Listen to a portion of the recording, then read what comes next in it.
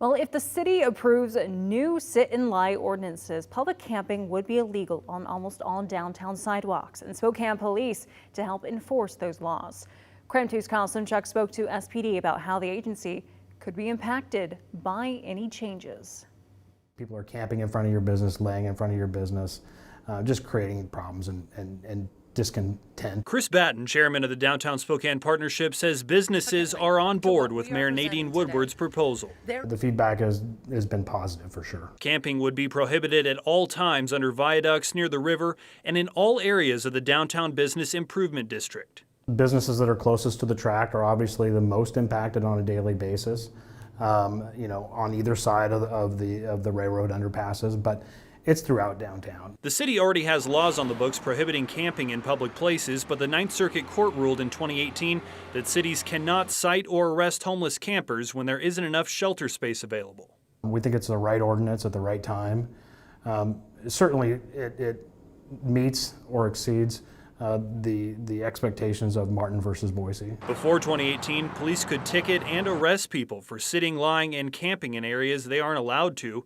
Even then, Corporal Nick Briggs says the department's philosophy has never been enforcement first. We're always trying to solve the situation, even prior to the Martin decision, trying to solve the situation in some other way, connecting people to services, finding people a more suitable place. Writing tickets or taking people to jail was a last resort. Now it's not really an option. It is much harder now to kind of have that last line of problem-solving ability if somebody is willfully refusing to leave and continuing to maintain a potentially dangerous situation. So if the mayor's proposal passes and city council and officers have more enforcement tools available, will SPD even have the resources to respond?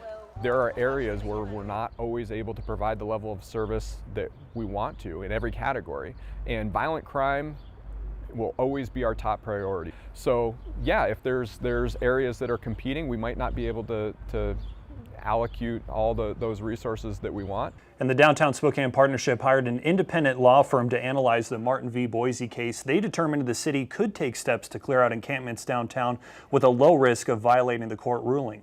The firm also indicated that the city runs a higher risk of getting sued by businesses if they don't address public camping concerns.